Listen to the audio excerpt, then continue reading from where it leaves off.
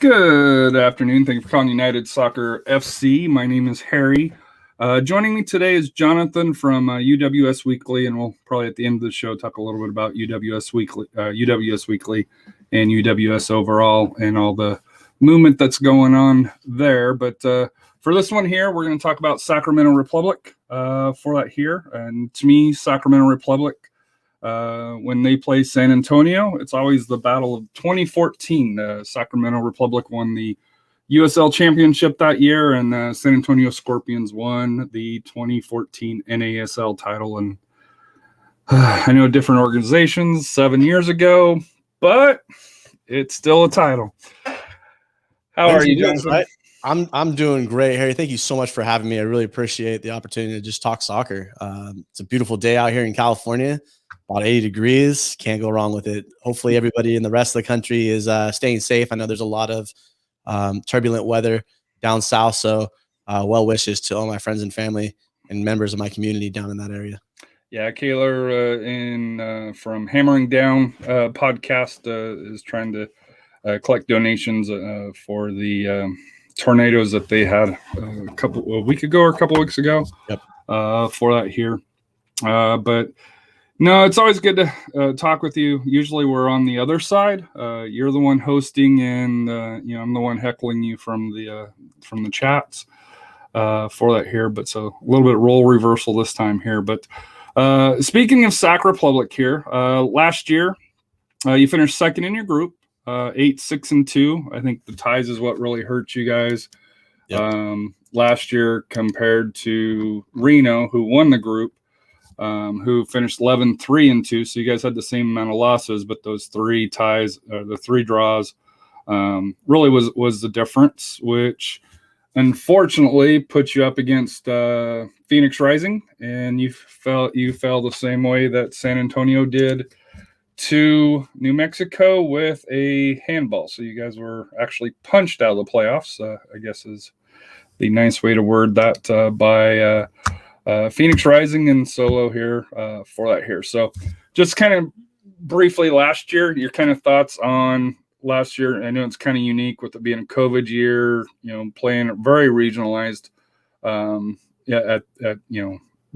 compared to a normal season here. But your thoughts on 2020 Sac Republic year?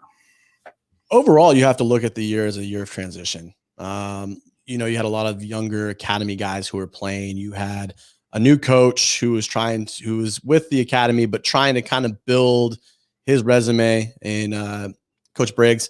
And you could sense that there was a different stride playing with a false nine, playing in the formation that they did. And then you get one game into the season, which was a disappointing draw to Tulsa, and you're heading out to go play, and all of a sudden the world stops. Yes. And you are then put into quarantine. You aren't practicing. You've got no idea how your guys are staying sharp, how they're preparing themselves, how are they staying in game shape, unless you use what everybody knows now as regular Zoom or some other form of media, right? And so that was a really tough way to kind of start your season. And everybody was in the same playing field, but it was extremely hard because you have a new coach. You can't practice. You can't look over game film together. And in the end, 8 wins, anybody would take 8 wins and 2 losses. But the 6 draws are tough because you're playing against teams like Tacoma. You're playing against Portland Timbers 2. You had some games outside of your group that you should have won that you kind of gave away. And in the end, it came back to bite them. I don't think they played a Phoenix team that was all that good. I wasn't, impressed by them all season. The one team that I was impressed with that is now kind of in our sights was the Loyal. And if you look, Loyal got off to a slow start. They did. Brought in the reinforcements, 2/3 of the way, halfway, kind of that second half of the year. And they were a completely different team. And when I spoke with Alan and Chris, I think if there would have been another month to the season, they would have been in the playoffs. Yep. But I think Phoenix was still a good team. I think with Phoenix, they have that on-off switch which you wonder at some point that's going to catch up to them. Now, Right. whether that's this year, next year, they do turn over a little bit of the roster each year. I think this year you're seeing, a little bit more of a change. So it'll be interesting to see how they transition. But I think Phoenix was the best team, and I hate to say it, best team in the West last year. And they did win the conference. But I do think Sacramento played them tough. I won't lie to you. I was at the San Antonio game, came home, and I think you guys were still playing in extra time. And it was a typical playoff game where defenses were, were in charge of that game, where nothing was easy. It was all earned. And unfortunately, in extra time, you didn't get the call. I'll just leave it at that. And in the end, I mean, was it a bad thing? Yeah, it's definitely a heartbreaker, but you learn from that. The guys who are returning from that club, from that roster, definitely have that sour taste in their mouth, and they're looking for redemption this year. So you never know. I'm curiously optimistic to see what happens in that. There's not a whole lot of publicity that's positive coming out of the club right now. Everybody's kind of got the negativity, and I'm sure we'll touch on that later with MLS. But this will be a interesting year to see how this roster turnover that they've experienced, bringing back some older players that were once here, and then just building. So it will be good to see. So typically the next section I talk about is going to be the stadium, the game day environment along those lines. So Papa Murphy's Park, or I've known it as Bonnie Field for a long time, but I guess it's, the naming rights are per Papa Murphy's Park here. I won't lie, Sacramento has been one game day away that I haven't been to yet for that here. But what's game day like there? Pre-game, post-game? I know the Tower Bridge Battalion, I think it's, it's behind one of the golds, and just it's packed back there, kind of very similar to what it's like in Phoenix behind their goal here. So what's game day like at Papa Murphy's? So game day is a different beast. You can talk it up all you want. It's very much like a college tailgate to some extent, where beers are flowing, everybody's out in the parking lot, enjoying company, community, sharing beer, sharing stories, conversation, talking about the game and what the expectation is. And then once that drum starts sounding and you're ready to go, you're walking with your colleagues, you're walking with your community into the stadium.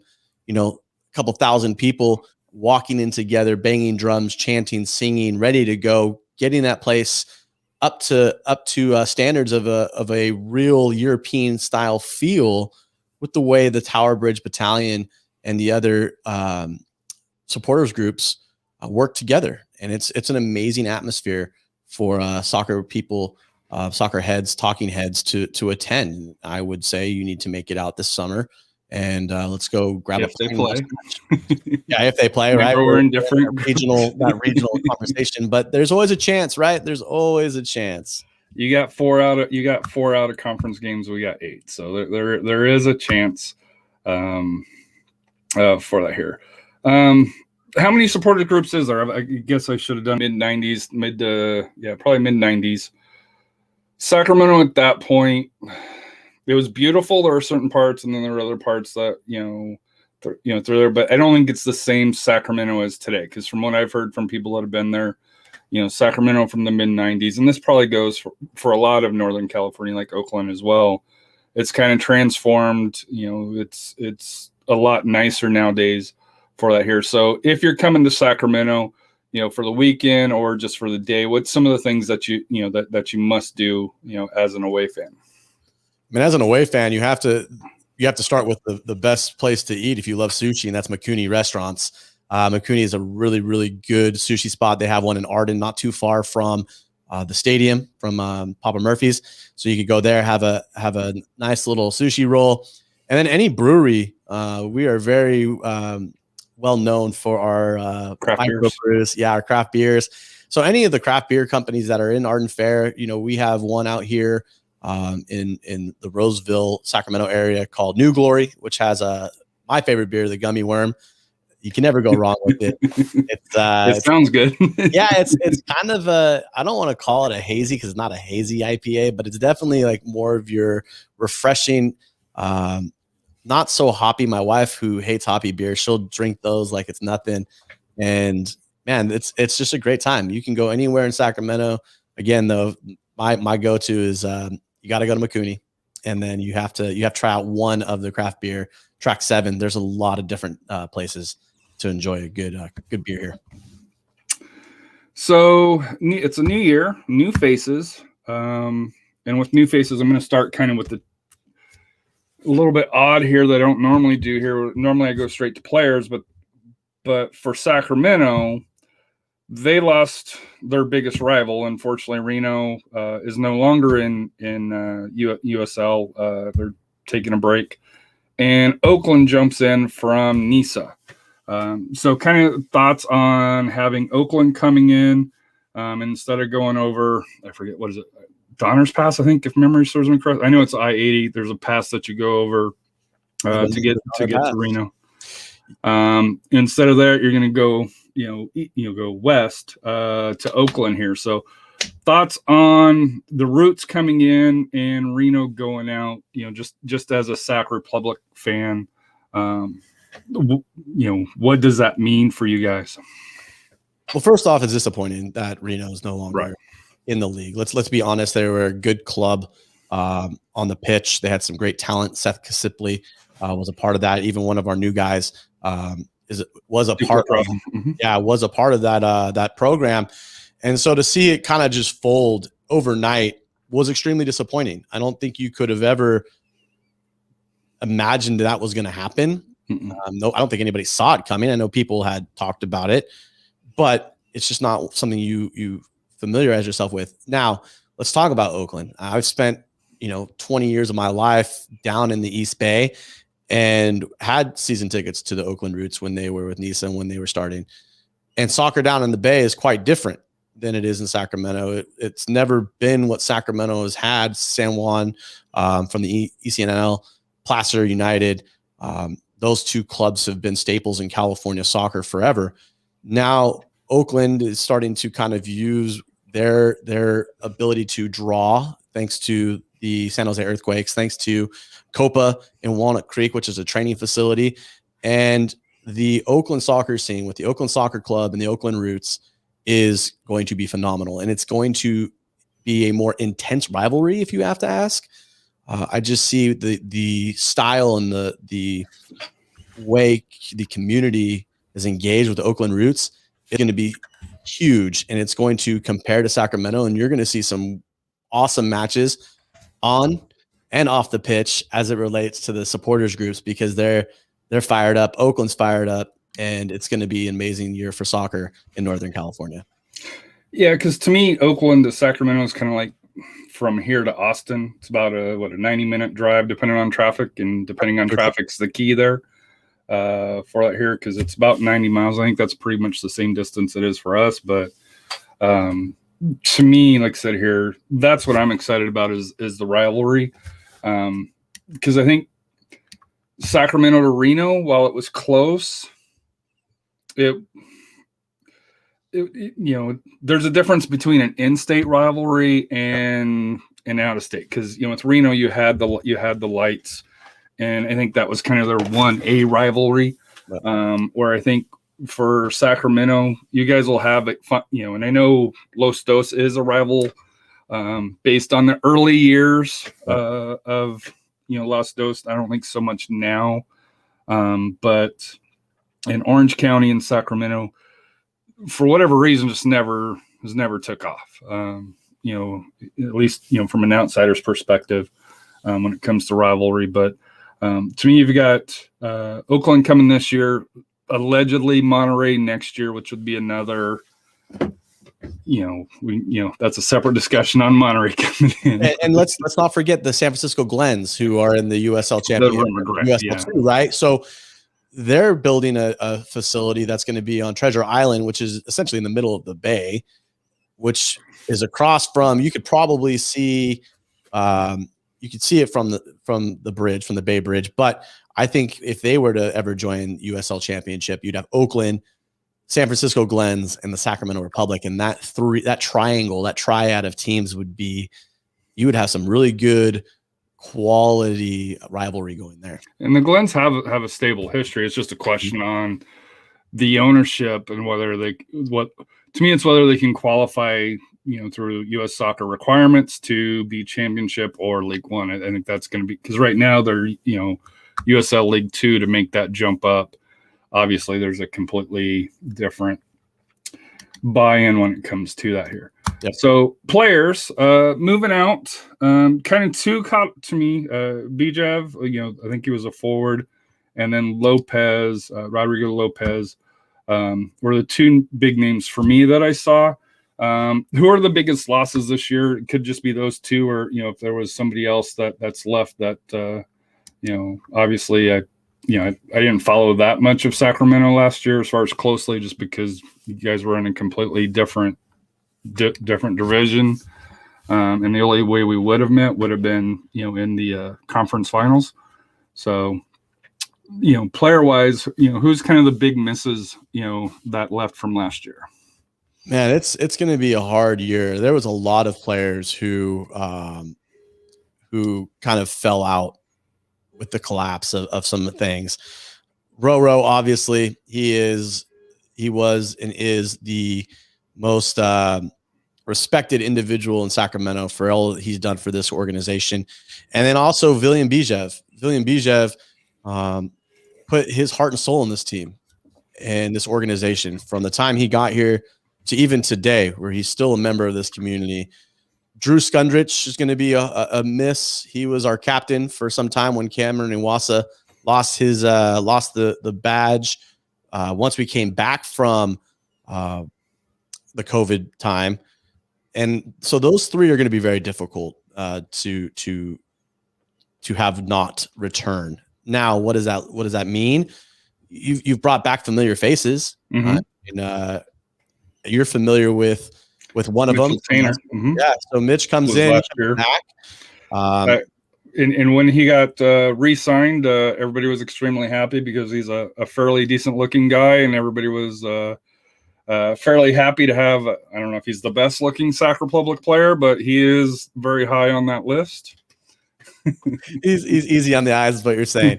But you also have returning players. You have Carlton Belmar, who, in my opinion, is I feel as though Carlton Belmar is a USL star. I feel like he's a can't miss prospect. Andrew Wheeler returns, Jordan McCrary. So you have a good base of players who return. Even Cameron Iwasa, he might have a few goals left in him. He's the all-time leading goal scorer for us, and those are players that you want back. That's some of the glue that you need. Now, what does that mean? You only had 11 returners, and some of them are really young still. So to add faces and add people, I think Mitch is it's not really a new name for Sacramento because he was here before he was in San Antonio, but to have him back is going to be huge. He was a staple in that. The back line. Yeah. With him and Duke. Yeah. And now him and Sarges, who, hey, don't think twice on this kid. Hayden Sarges could be in a national team uniform if he could just get some more caps for the Republic and possibly get to the MLS stage. But I could see him as a one for the future for sure. What about Thomas Gomez for a goalkeeper? I think he came from St. Louis last year, right? Where he back there, Riverhounds. Riverhounds, pardon me, Pittsburgh. I thought he was an important signing, and then Tucker Bone to me was the other big signing from me.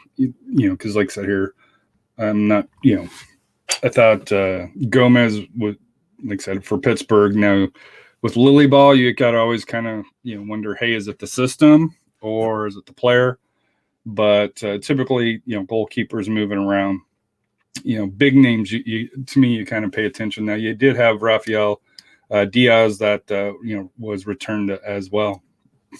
Yeah, so Diaz actually just got a call up to the national team for the Dominican. So to have him getting reps at a national team level is going to be huge. He's your starter I mean, he was the glue last year. He was the guy who kept them in, gave him the opportunity to get to the playoffs. If he's not there, he made a save against Portland that, if he didn't make that save, the season's over.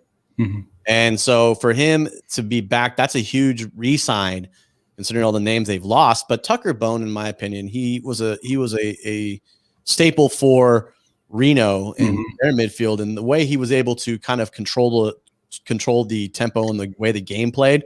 Tucker Bone is going to be a huge asset to this club and the success of it this year.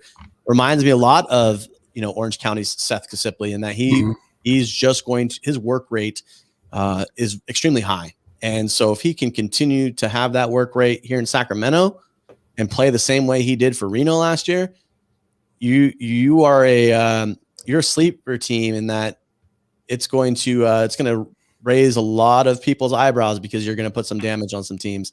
And we're not talking by holding them. We're going to be scoring some goals with Belmar and even Formella up front. So I know San Antonio counts on a couple of MLS loanees, along those lines here. You think the Sac roster is kind of set at this point, or you think there'll be kind of one or two more additions, kind of as MLS makes their cuts, to kind of fill in it, maybe any weaknesses that you think? I mean, you can always think there's going to be a player added, right? That's kind of the hope, is that one guy who didn't make a roster or quite make it. Luis Felipe is one of those who was with the Earthquakes. Now he's in a Republic uniform. There's other conversations. You don't see it I'm afraid to say it on air, because it's not on their roster. But if you look at the Indomitable, the SB Nation site, yeah, there's Fadi, right? So if Fadi can come in and play, it's been announced there, but I haven't seen it on their website, and it's not true until it's not official. Yeah, it's not official. So things happen, right? Oh, we were going to let him go, but we want to bring him back because we had some injuries, and especially with Columbus Crew returning, the reigning MLS champion. They may want to keep him. We'll see, but he's one name to watch out for as it relates. That was back on the 24th was when somebody started saying something, but I haven't seen an official press release as it relates to that. Yeah, until it's official, because we've been told, hey, we got players coming, and we finally got our first one on Friday, a defender from Vancouver Whitecaps. So, yep. And I think that from SAFC, there's still a couple more that's going to be making their appearance in for that here. Now, with the setup here, expectations. To me, I've kind of broke it up: championship or bust, or playoffs or bust. Is Sacramento thinking, hey, we're winning it all, which historically has been Sacramento, they've kind of been in that thing there, or will the fan base be happy with just making the playoffs? Which category do you think that Sacramento is in at this point? Because I know we've kind of already hinted that it's a transition year, that there's no way to hide it with, gearing up for MLS to gearing up for question mark, because, MLS hasn't been ruled out, but at least on the surface, it's off the table at this point now. Could somebody come in and step in and revive it?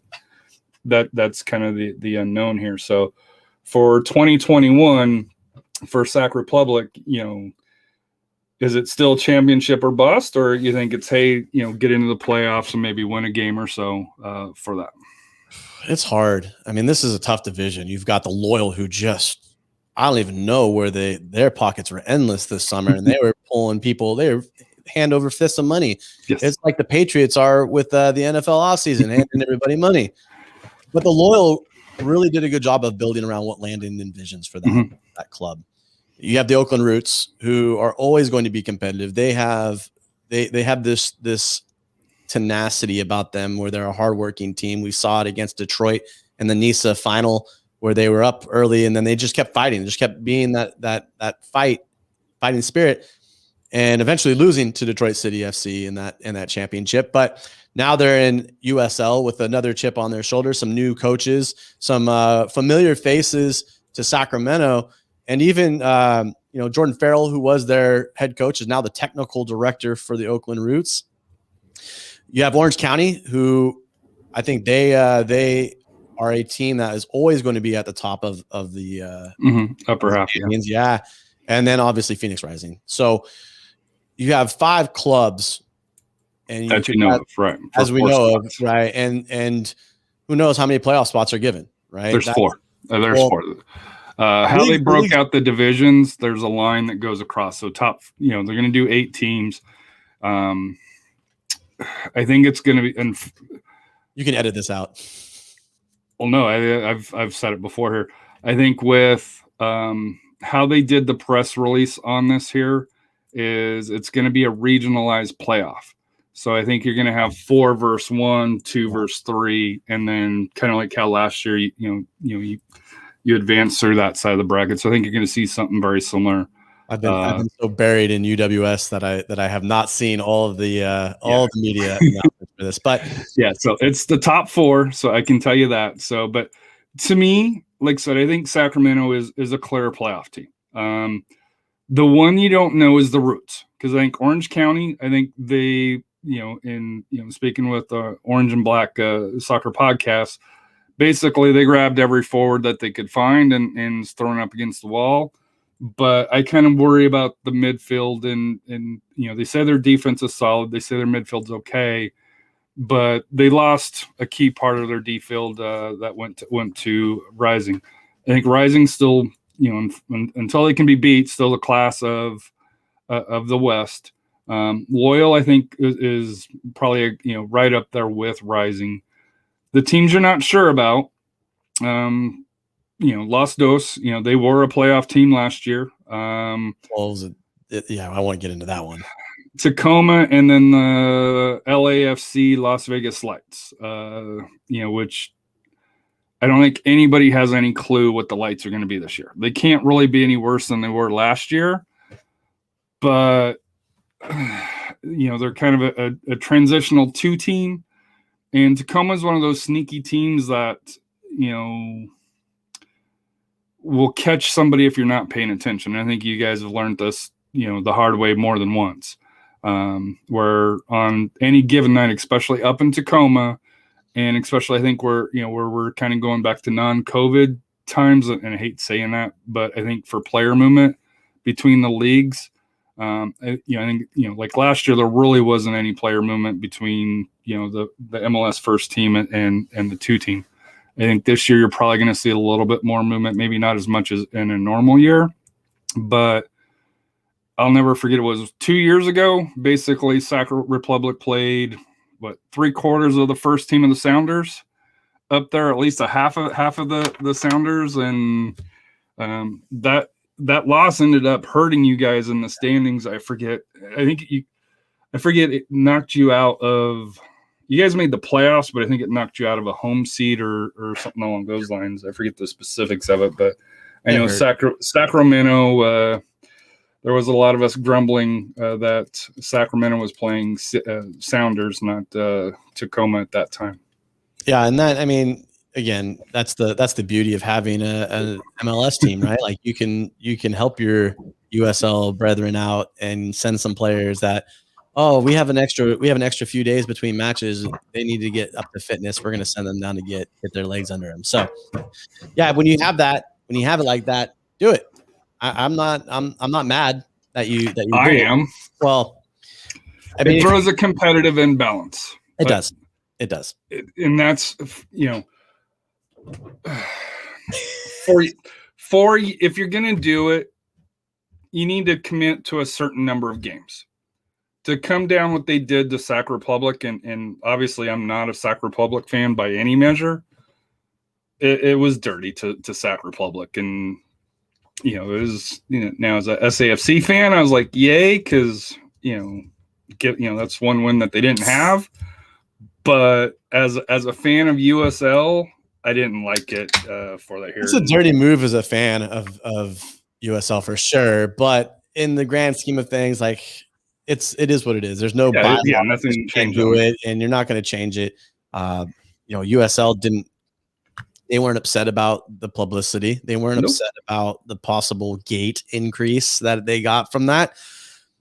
Nope. I'm sorry. It's just at the end of the day, it's a business, right? And so until that business starts giving 100% of their refunds for the COVID shortened season or non-existent season, I don't know what to tell you. There's only one organization, one league that's done that. That would be UWS. Yes, it would. Not even UPSL. So, so this is kind of an interesting question I like to ask here. So there's 4 out of division games for you guys. Most likely, I think it'll be 2 home, 2 away. So what 2 teams would you like, or what's one of the teams that you'd like to come see to Sacramento? And what's one of the, if you were to travel, what's one place that you would love to go see? And remember, this year they're supposed to be cross both East and West. So if pocketbook wasn't an issue, family wasn't an issue, what's one team that you'd like to see that comes to Sacramento? And what's one team that you would like to go away? I want Indy. I want Indy at home. When they get on their racetrack at their home place, they're a very good team. You take them away from the racetrack, and they're not what they are. I think you get a totally different team when they're on the road, and we've seen it. We saw it last year, where when they were at home, they were scoring machines, and they were moving fast. And the one game I think I would need to be away for would be Louisville. Yeah, Louisville with the stadium. A new stadium, the atmosphere, the just the ambiance of being in Louisville, Kentucky, and having the ability to kind of go around and see, be a spectator, be a tourist for a weekend in Louisville. If you've never done it, you need to do it. The stadium is fantastic. The bourbon and whiskeys and everything else that's out there is fantastic. It's just a great time. And why would you not want to go to Louisville? Just saying. So I did a St. Louis on Friday, St. Louis on Saturday night. And then we went to Louisville on a Sunday afternoon at Slugger. So we did make that trek because it's about 6-7 hours away. Yep. For that here. But yeah, it's that is something that is I think on most people would be most doable. I know for me out west, I am going to go see the Colorado Springs, at least one of the matches, because they're opening up their new stadium. Yep. Rising, I'm interested to see what their new stadium is, because they're going from about a 6,200 stadium to a 10,000 stadium. Different part of town, which, speaking with, some fans, it's positive, it's negative. But Phoenix always has a great environment, for that here. So to me, those, as far as new stadiums there, and then of course Charlotte's, moving downtown, but Charlotte has major other issues that I think is going to deter what should have been a bright spot for them. I'm not even go there, but I'm very disappointed in Charlotte and what they've done to not just their community, but also supporters groups. I feel Charlotte overall is a disaster when it comes to men's soccer, because you got MLS that you call it what it is, but it's price gouging. It is, the seat requirements on top of the tickets. It's not what the game's meant about. And I don't think it's going to be successful. I don't. You got Charlotte, which I'm not even going to step into as far as with the USL. And then you got Nisa with Stumptown that's league owned. So, and they're the best one of them, which is, sad to say. Yeah. Hate to say it. You look at Nisa, right? Nisa in and of its own right, Detroit City, Chattanooga, Stumptown, Chicago House. Like there's some big names. Peter Wild has done a lot to get that moving in the right direction, and rightfully so. It's going to be Nisa's one to watch in terms of leagues. They got the BN contract that they have, and just in general, it's a well thought out process that has an opportunity to do some great things. And Stumptown, no different. Rod Underwood, Fred Mathis, and Kerry Taylor, fine individuals who are going to do some great things for Stumptown going forward. So we'll do this topic first before we end with the MLS. So UWS and NISA came to an agreement, or came to a partnership, I guess is the better term. And then both of them kind of walked away. I think it was NISA that pulled out with Cloud9, which kind of in that discussion, I found out that's a 40% owner of NISA, based on, somebody's post who I trust for that here.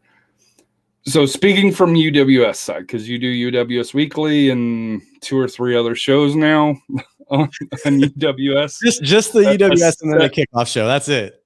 Well, there was another one that you did, right? Or was it a special? I just do. So I have. So we have UWS Weekly every Thursday, and then on Saturday mornings, once the season starts going, it's the kickoff show. The UWS kickoff very show. Very early in the morning for you, 6 a.m. Yes. Those are the 2 shows. We didn't have a name for it when we first got going. I thought you did one on Friday or yeah, that's the kickoff show. So I did the kickoff. That was early. So okay, that was those earlier ones are going to be the kickoff show because it would be Saturday morning. Right? Yeah. So and then Saturday morning once the season starts, with the idea of doing like a college game day atmosphere for stuff. So we've got a lot of cool things planned for UWS this summer. But just kind of the fallout, and I know UWS is still pressing forward. I talked to Danny from Austin Elite, quite a bit, for here. I haven't, pressed a whole lot on details, out of him, but, I know he's saying, hey, UWS is still going forward with their plans.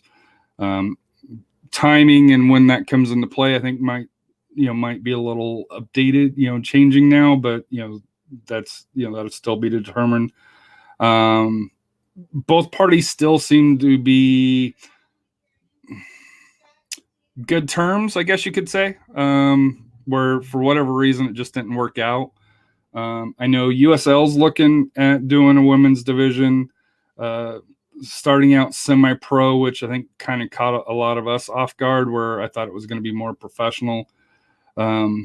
Reports when it came out, NISA may or may not be looking into that. And for me, in speaking with Protagonist Soccer and Dan, I'm like, hope you guys put it off to side for a little bit, just because you guys already have a lot on your plate trying to get NISA up and running, because they've yet to play a full normal year for NISA.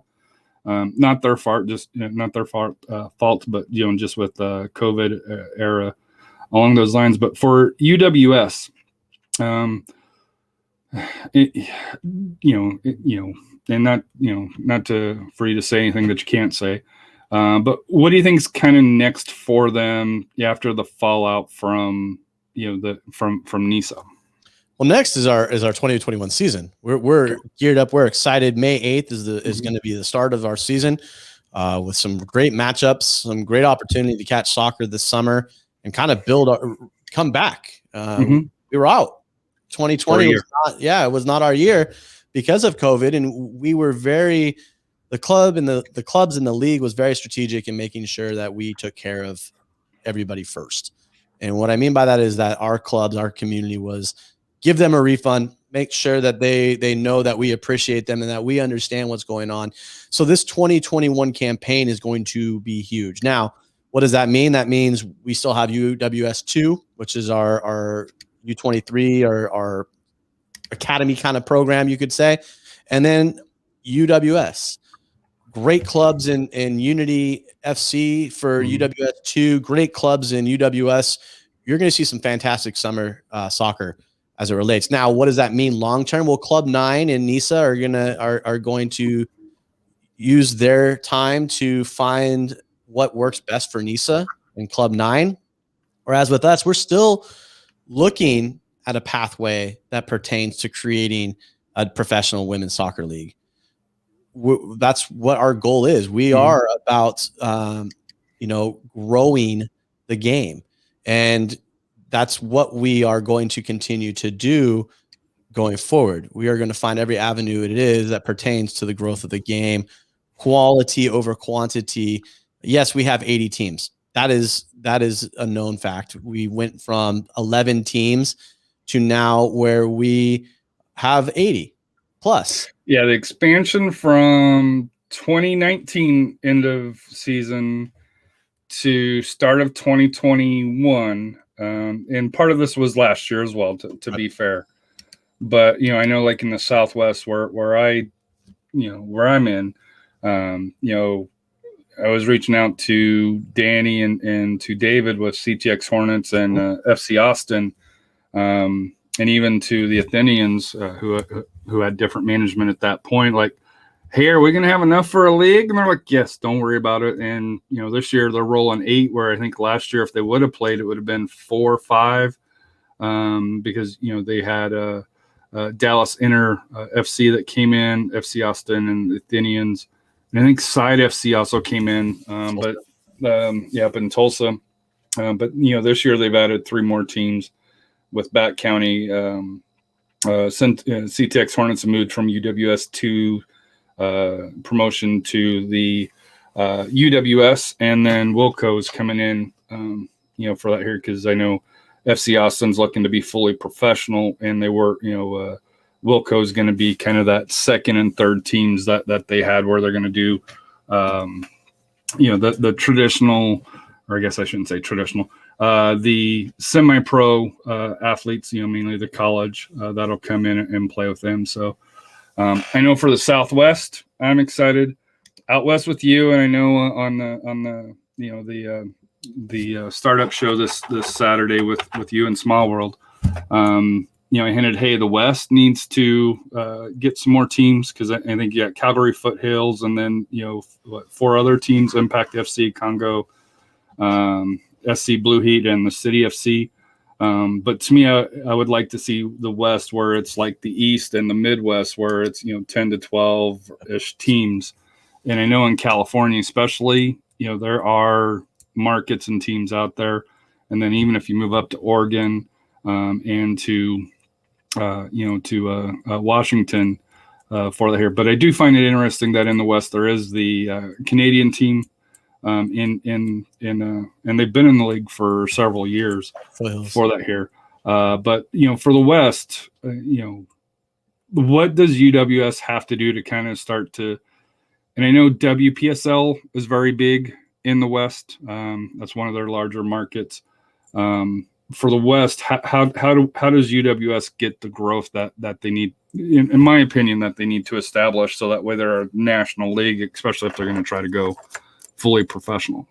Yeah, it's interesting. Again, when you try to advance women's soccer, we have to operate, right, standard-driven league in partnership with our member teams and their respective communities. Well, we're also working to find other organizations in California that have the opportunity or want to establish that. Mm-hmm. So, without saying anything, there are conversations that are happening and are taking place. There's a good contingency up in Canada with Impact and with Foothills, Santa Clarita, Blue Heat here in California. You have Congo, but if you go up up and down the coast, right, you have a lot of other areas that you could fill in. San Francisco being one of them, Oakland being another.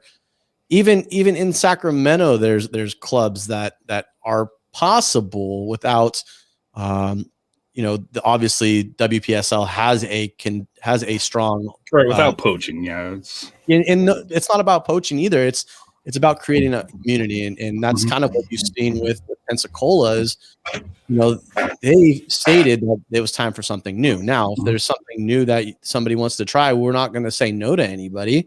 Because again, we want to create a competitive structure. We do want to create an opportunity to advance the game in for women. So how does that look? It may look like you need a team in San Francisco. You may need a team in Monterey. You may need a team in Concord, California. But then start heading down into Santa Barbara. Start heading down into Inland Empire and Orange County. Head into San Diego, where there's a growth and a lot of opportunity and potential. LA has has Angel City FC. Okay, great. Now let's think about adding a pro-am team, whether it's, whatever it may look like. Let's have those conversations. And again, I would love to see a Canadian-based conference that allows Canada to kind of play, because sometimes that is a sticking point, right? Not everybody wants to travel to Canada, but sometimes you can't get across the border like now. Right. And so I'm excited to see what happens with California. Oregon, I'm not going to say anybody, but there's definitely a team in Oregon that I have my eyes on that I know that wants to play semi-pro. Josh, I'll just say his name. I'll call him out, Josh. And so I'd love to see semi-pro soccer for women up in Oregon alongside Portland Rain, or not Portland Rain, the Portland Thorns. Mm-hmm. Sorry, you might want to make me figure that one out. But if you could get another team, more soccer is not a bad thing.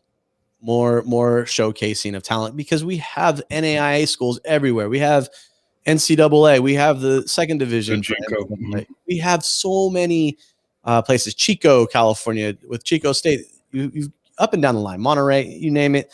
There's opportunity. Girls need to be able to play during the summer, and it's proven to help. Look at Katarina Macario. Where's she at now? Oh, she's with OL Reign, or OL in France. I'm sorry, but she also was in the UWS for Galaxy 2, or for the Galaxy Women for a while. So it's just a matter of putting those names and getting people opportunities. And there is the side that we don't talk about enough, the business side of it, and the requirements that U.S. Soccer has that I think impacts the decisions. We'll just leave it at that. Both, I understand one way is why they have it, but in some ways it's a negative, especially on developing, but clubs there for her. But I do know that the women's game is growing. There's a lot of leagues that are doing it. I know UWS here in San Antonio with the Athenians, they draw very well. I know FC Austin, draws very well, and they're going to have, some competition, in the Austin area now. So I'm looking forward to this year. I know you mentioned May 8th, but the Southwest still hasn't had their schedule drop, but hopefully soon for that here. So we can't let you go without talking about the gorilla in the room. And it kind of impacts women's soccer as well, as we found out. Sacramento, unfortunately, decided to not go to MLS, I guess you can say, as far as the current ownership. I know the Sacramento city leadership and MLS is still trying to work with a group in Sacramento, I guess. But I think odds are that most likely, at least short term, that I think Sacramento's on the outside back in, and that the expansion is going to be opening back up. But to me, the biggest fallout that I guess kind of shocks me is the NWSL, them having a team that was coming in, and I think playing at Papa Murphy's Park, I think would still be appropriate for it. It's what, a 10,000 seat stadium. Now it may not have, I haven't been there, but it may not have all the nice amenities, but to get started out, I think it's still, a solid stadium. It's one of the best ones in USL for that here. But rumors are that, they may be heading down south to San Diego for that here. So kind of your thoughts on what kind of blew up in Sacramento to where you're going to have MLS and NWSL, to where you could end up with, and this isn't a disrespect to USL and maybe USL Women's League, or no team, on the women's side? It's hard. As a lifelong fan of the game and playing here in Sacramento and being a part of the culture with, the Sacramento Knights, the Geckos, the Storm, right? You've had such a good history of soccer, and now with the Republic, MLS was the next step. That was often the bridesmaid, never the bride, was the conversation, because we'd had so much heartbreak and so much letdown from MLS. Is, oh, this is the year. No, Cincinnati. This is the year. Oh no, Nashville. And it's been that way for some time. And so when it was announced in 2019, everybody was excited. Then COVID hit. And when COVID hit, it was hard, because that essentially took the sales and broke them. It was the straw that broke the camel's back. You think, though? That's the publicity of this. I know everybody says, hey, when they can't do it, it's COVID. But this decision, from my understanding, they didn't make a deposit. They missed a deposit. There's been other purchases, and if you want to dig out what the other purchases are, you can. To me, as somebody that's, I'm not an MLS fan. I support the clubs that are MLS, but I'm not an MLS fan. I don't like that people are saying, hey, it was COVID related, because I don't. That's for me personally. I don't think it was COVID. You can blame it on COVID because it's an excuse that people will buy, but I think people that are paying attention. Well, let's look at the timeline, right? So let's go back to where MLS had Nashville was having a hard time getting started. Extremely hard time. And so to me, MLS saw that and they said to themselves, okay, we're going to back Sacramento up a year just so they have their ducks in a row. Okay, that's great. That's fine. Now you're getting to where, because you guys would have started this year, right? Mm-hmm. Was scheduled to have started this year. I did, yeah, or later. Or no, MLS 2022. So, but anyway, let's think about this, right? You have that announcement to where it's postponed a year. That's the first problem. Then you're getting into the second problem, which is there's rumors that the expansion fee hasn't been paid or there wasn't a deposit put in.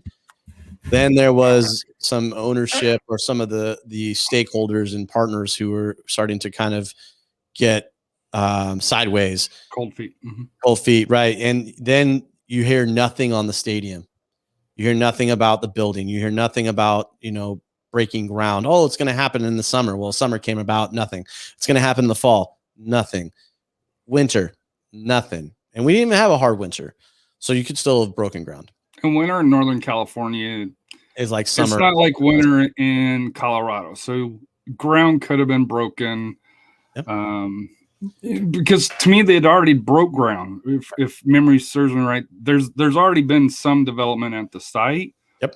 That was one of the selling points of Sacramento was we're ready to go. Just tell us yes, and we will be ready.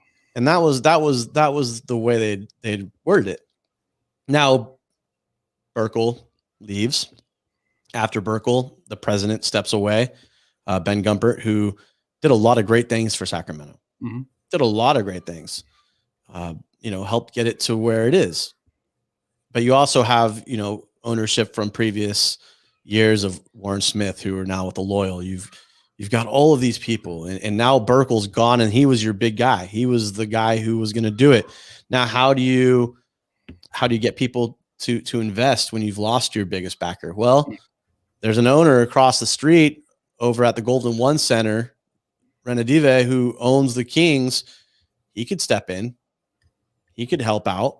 There's enough people that if Sacramento is legitimately still able to get a team for MLS, it could happen. Now, NWSL is completely different because I feel as though that was Burkle's goal, was to get NWSL here.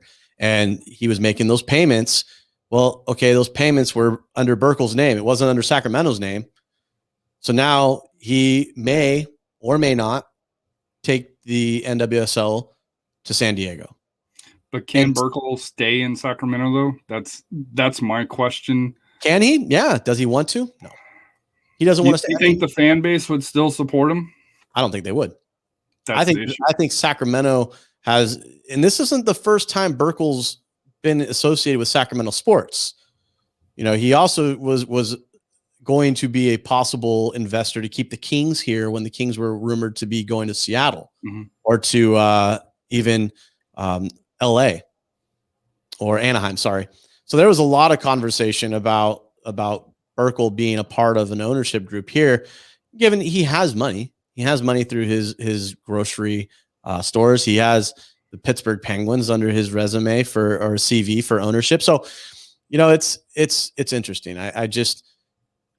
I wish him the best. I don't know what's going to happen if he does take NWSL to San Diego, but he really left a bitter taste in Sacramento's mouth when he essentially did this. And I can't say he did it. He's not the only reason. There's other. But he was the face of it. He's the primary guy. But you also have to look at other entities and some of the people who are around him that, are no longer here. And I'm not going to say Ben Gumpert, because Gumpert, if he could still be if he still wanted to be president, I'd welcome him. Todd Dunamis, great player in the MLS. I don't know if he has any experience with developing a organization in terms of a president's seat, but we'll see what happens there. He comes free essentially because he's on the payroll already, but that's, we'll see. I'm curious to know what happens to Sacramento post 2021 for USL and potentially MLS. And I hate to say this, and especially in the show on this, Sacramento 3 years from now, are they still in USL, or are they gone? And by gone, I mean no longer playing. They'll still be here. They'll still be here. Look, the fan base won't let that happen. The fan base will find a way. This is a passionate fan base in Sacramento for sports. But will they turn out? Because I know with San Antonio, I'll give us as an exception, as an example. We had close to 4,000 season ticket members at the end of 2017. And then 2019 is when everything kind of fell apart. Fell apart. 2018 we had close to 4,000 season ticket members because of the run in 2018. MLS, the expansion push was going on. When MLS, when the Austin clause came in, when Austin was announced, there are people that dropped because MLS was off the table. And I think you could see probably, and this may not seem a lot, but I think it is, I think for the club, it was probably all right. And I still think San Antonio still makes money off of SAFC, just because they do get, on a bad night, 6,000, which I think you guys are probably 8, 9 on a bad night for that here. So I think for USL, if you're making over 4,000 or 5,000 coming to the game, I think you're most likely in the positive, depending on what kind of budget and other stuff that you're running with. But I would say they probably lost at least 500 to 1,000 season ticket members that dropped off from the MLS side here. I don't think the supporter groups will drop off. I don't think the people that go kind of, the 3, 4, 5 games of package, I don't think they'll go, because it's a family outing, and it's still a great way to bring the family out for 2 hours at least. I'm assuming Sacramento is very similar to San Antonio, where, we've got the Spurs, you guys have got the Kings, we got a baseball team. I think you guys have a AAA team there. You guys have the Mission. Really, that's You have the Mission. The Missions. AAA team. They were AAA. Well, they were AAA last year. This year they're going back to AA, which is where they need to be in the stadium that they're in. Because the Stockton Stadium is better than our stadium, so that tells you our state of ours. I love Wolf, but it's on my side of town, but it needs to be upgraded. But I think Sacramento and San Antonio are very similar, where they're very blue collar cities, and meaning that, they're not, there's a lot of people, there's a lot of great people, there's a lot of people that support the teams, there's a lot of diehards, but for whatever reason, it's not the pretty girl that gets invited to all the parties for X reason. And to me, that's my concern with Sacramento, is how many do they lose because MLS carrot's no longer on the table. It's hard because you have an 11,000 seat stadium. If you want to get particular, it's 11,569. And attendance has been going down. This isn't Sacramento 4 or 5 years ago, where everything was sold out. And, on Reddit, and, I'll joke, saying, and Sac fans will push back. No, people are there. You're just not seeing it. I'm like, no, because it used to be you wouldn't see Sacramento. Yep. Now you see some of the writings on some of the seats. Not every game, but the attendance, last couple of years has dipped a little bit. My fear is if it takes another dive. Well, the attendance had dipped just a bit. Every year you get a dip or a lull, right? It's just the market. It's the way people in and out, people who aren't soccer fans, people who are soccer fans. But over time, you start to lose interest. Like, okay, I'll go to a match. I will go to a few matches. I've talked to some fans who, I probably talked to about 30 to 40 fans who said, I'm not going to re-up my season tickets because there's no hope. And to be fair, Sacramento does have higher than average season ticket season ticket prices across USL. To be fair, to be fair to Sacramento fans, it is a high, it is a higher cost ticket, than most. And there was a 20% increase when they made the announcement for MLS. Mm-hmm. Let's not be mistaken. They were trying to pull in as much money as they could on that announcement. Therefore, ticket prices were raised for everybody. But if you were somebody new, it was about, hey, we're going to show you this virtual tour of the Rail Yard Soccer Stadium. And then you're like, yes, I want this seat right here. And I'm going to buy these tickets today, right now for this season. And a lot of people, look, when you go to those season tickets buying, you're not buying one season ticket. You might not be buying two. You're buying 3 or 4 because you want to take your family to these games. So now you're losing that. I was in a season ticket package with people, and we had 8 season tickets between all of us. There was 4 of us, and then that way everybody had a ticket, and we could go from there. But now everybody else in my group has dropped out. Nobody wanted to re-up because of some other things and what they feel is the direction of the club. Now everybody's changing. Everybody's going. This is the way things are going to happen. Is going forward is people are going to find ways or think of different ways to use and spend their money, not just in Sacramento, but around the country. Instead of sports, they're going to find another way to spend their dollar, to connect or to spend time with family. So just to kind of wrap it up here, for UWS Weekly, do you want to tease what's going to, if for this upcoming show on Thursday here? Any teases you want to provide for the upcoming show this week? I haven't seen anything online, so I don't know if you have anything set up that you can announce, but I figured I'd give you the opportunity. Yeah, for UWS, I mean, we're always, every Thursday we have a new club. This week we do have a club. We're just waiting for them to announce that they're good to go. So as of everything, right, we have reservations and we have people who say, hey, we're on, and we're just waiting to get confirmation from that club. But we will have some kickoff shows this week as it pertains to maybe some schedules. Who knows? That's always the fun thing. Right? Southwest Police. There's always an opportunity, right? I get phone calls at 10 p.m. at night, my time. Like, hey, we're going live at 6 a.m. with this. So it's, and then obviously Saturday we'll have our morning kickoff show. I hope to be joined by somebody to talk about either the league or what's next, or maybe even just a conversation with the supporters group about the league and what they're excited for as it relates to their team, for the ones that we have announced in terms of the schedule for conferences on the UWS.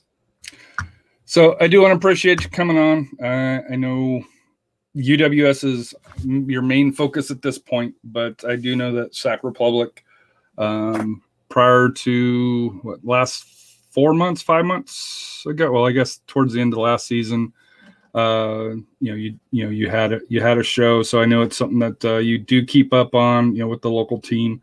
But I always enjoy, because as anybody knows, I follow pretty much all lower league soccer, both men's and women's.